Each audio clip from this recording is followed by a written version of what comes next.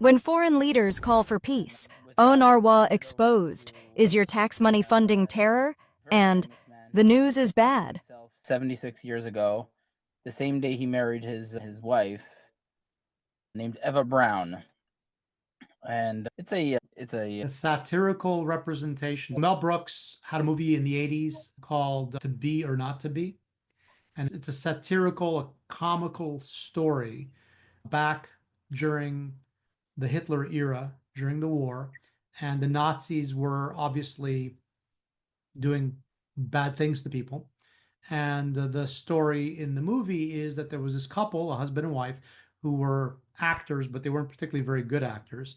And they had a theater, and they were using the theater to help Jews leave through what was called at the time the Polish underground. They were in Poland. They were trying to get them to sneak out. And to maintain the facade that they were operating just a theater, they were putting on performances. So here's a clip from one of the supposed performances, tongue in cheek, that they were putting on that was supposed to appease the Nazis.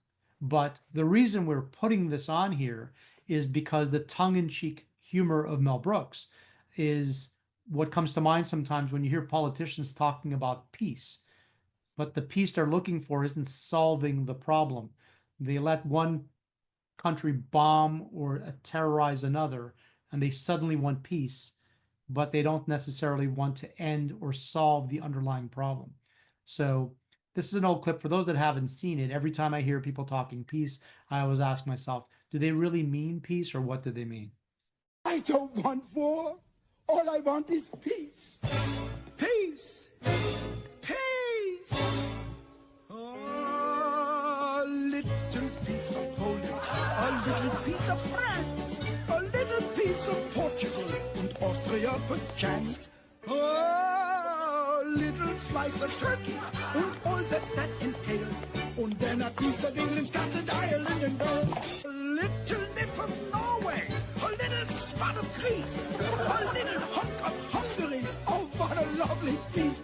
A little bite of Belgium, and now for some dessert. Romania, Albania, and Russia wouldn't hurt. So always be careful of people, politicians, calling for peace. We really do want peace, but not as portrayed in this clip by Mel Brooks. Exactly. And anybody unfamiliar with Mel Brooks, he's a comedical genius. One of his masterpieces probably is The History of the World Part 1, and it is just phenomenal. Definitely worth watching a few Mel Brooks movies, maybe even going on a binge. It'll definitely make you laugh, that's for sure. Yeah, I agree. Perhaps maybe the younger crowd, folks your age, may not be as familiar, but it is important. And when again, it's for us to poke fun and satire at the words that we hear coming from the elected officials and the people that are supposedly having the best interest of everyone. Okay. And Especially those at the UN. yeah, so the UN has its own sort of unusual, for those not familiar, the UN doesn't always accomplish the kinds of things and goals that the stated mission is. And they have different parts of the UN that do supposedly different things, right? And we were talking about UNRWA earlier, right? They've been in the news. Yes, they are more of a terrorist funding mechanism masquerading as a UN agency than an actual UN agency, unfortunately. People have this assumption when they think, oh, Israel bombed this this US facility, they're thinking that it's a facility full of Europeans who volunteered, young Dutch girls or whatever, who are there to help the needy. In reality, in most places, the quote unquote volunteers that the UN uses are not real volunteers from across the world, from places unrelated. They're just local employees. And when you just hire the local employees, especially in a theocratic dictator, terrorist run mafia world like Gaza, you end up with basically everything is under the control, or at least was before the war, under the control of Hamas. So every teacher in a US facility was authorized by Hamas and was a member of Hamas. Or not everyone, the majority were members of Hamas. They were all authorized by Hamas. And every journalist there also acted as a spotter for Hamas. and maybe they worked for Hamas during the day and they had a second job as a journalist, or maybe their job was to do battle damage assessment. So UNRWA is the United Nations Relief and Works Agency, and after the transition to the new administration, a lot of things were discovered, and Israel had found a lot of unbelievable things that were in the possession of the humanitarian agency. But so this is poking some satirical fun at UNRWA. And for anyone that's not familiar, this isn't far off from what was actually discovered. Okay, so it may seem way out there, but it's pretty representative, as again, tongue in cheek. I'm an UNRWA teacher, so of course I make sure my classroom has all necessary supplies. I'm an UNRWA worker, so of course I make sure all the humanitarian aid goes to those really, really needs it. She's an 88 years old pregnant woman, God bless her. I'm an UNRWA teacher, so of course I teach history, biology, and English. You see, my struggle. Yeah, I'm an UNRWA worker, so of course I took a day off on October 7th. It's a national holiday. Come look at the video. You see the one in running? This is me. I'm an UNRWA teacher, so of course I run student exchange program. She's from Israel. I am Secretary General Guterres. I was horrified by what was revealed about UNRWA. So of course I think we need to double their funding. This is the UN. Don't try to understand.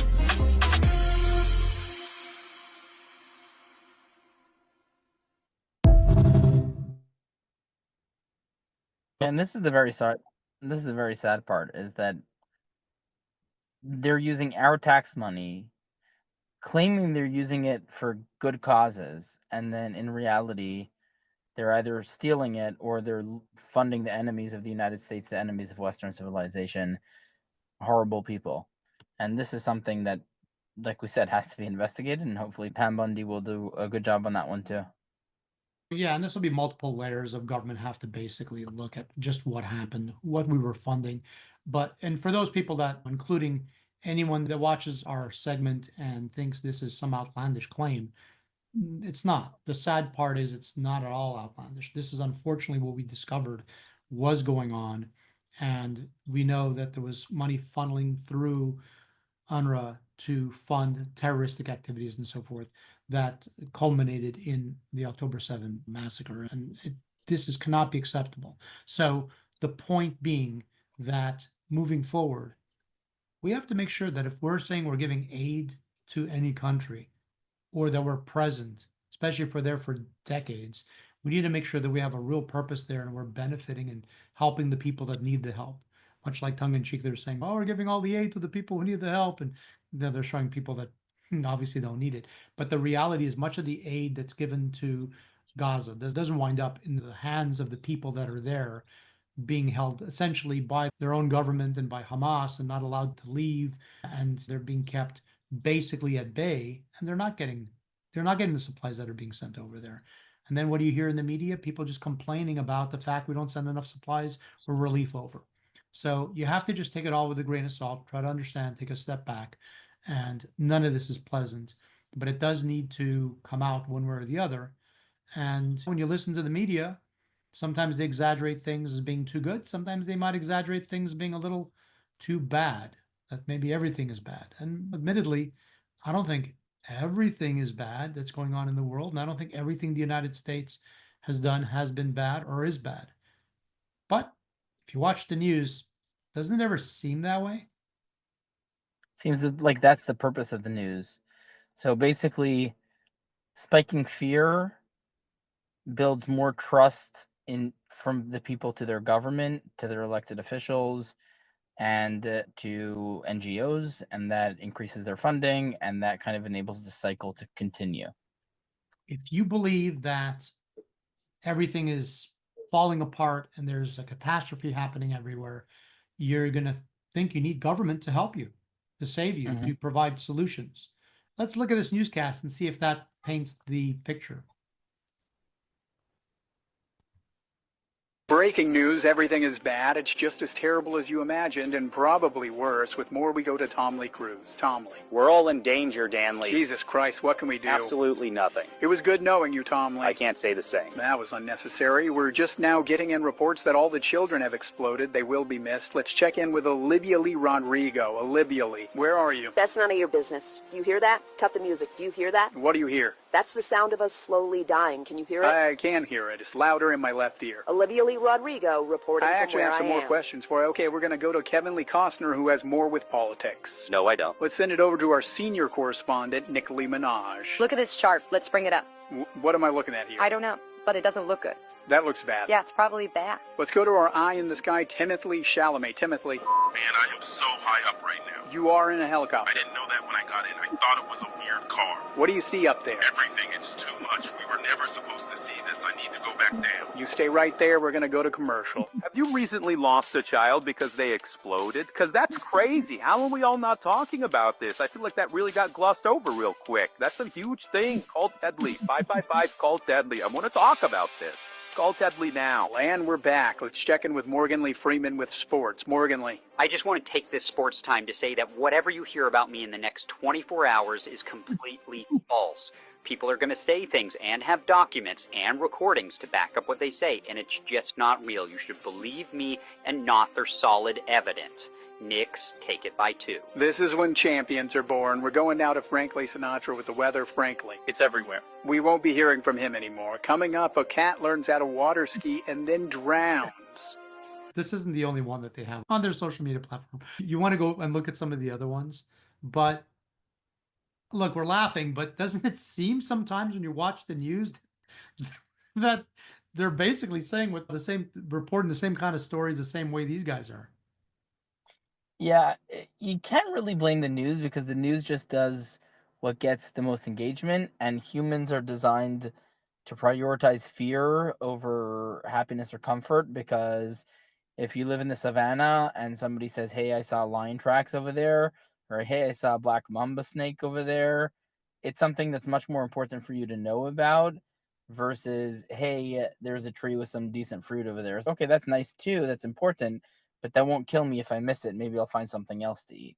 So human psychology has evolved in a way where we prioritize fear, and therefore social media and legacy media have taken advantage of that and to create this fear porn, basically this nonstop flow of fear to get us engaged. And that is something that the governments want, because the fear builds, like we said earlier, trust in the government and enables them to continue doing whatever they want to do. And we saw after 9/11, the result was this huge kind of uplift in tracking of American citizens. I was like, why American citizens?